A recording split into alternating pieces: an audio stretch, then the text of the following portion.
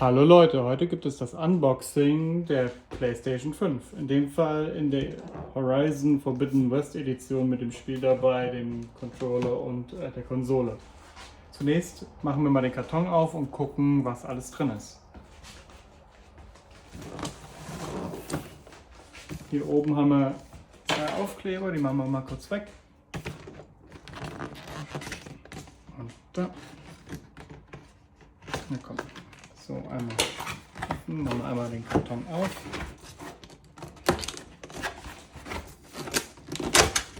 Ach ne, wir können erstmal den Karton rausmachen. Einen Moment.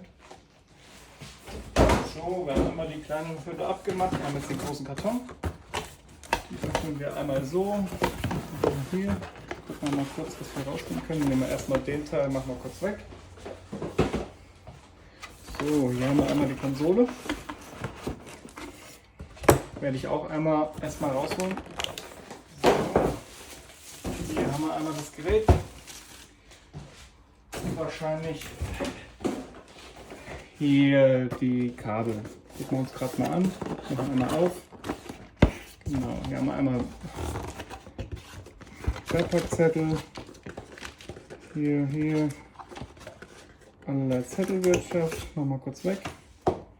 Dann haben wir hier einmal das Stromkabel. So wie alle anderen Playstations auch mit dem zweitpoligen Stecker. Dann haben wir hier einmal den Controller, den packen wir gerade mal kurz aus.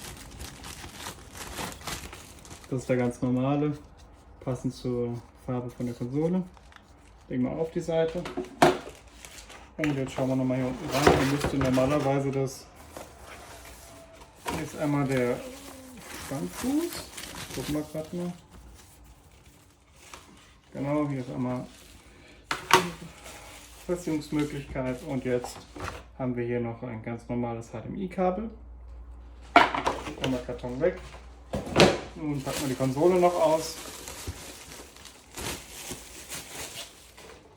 So, hier ist einmal die Konsole ganz normal, aber das meiste kennt ihr ja eigentlich schon. Das ist in dem Fall die Edition mit Laufwerk. Hier ganz normal Anschalter, auswerfen, USB-C, USB-A. Dann gucken wir nochmal auf der Rückseite. Da haben wir ganz normal den Stromanschluss, den HDMI-Anschluss, Netzwerk. Entweder könnt ihr per WLAN euch verbinden oder per Netzwerk, zwei USB 3.0 Ports.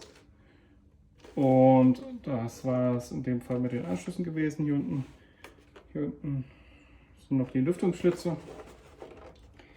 Können wir die nämlich erstmal hinpacken. So. Dann habe ich erstmal die ganze Zettelwirtschaft erledigt. Kabel auch.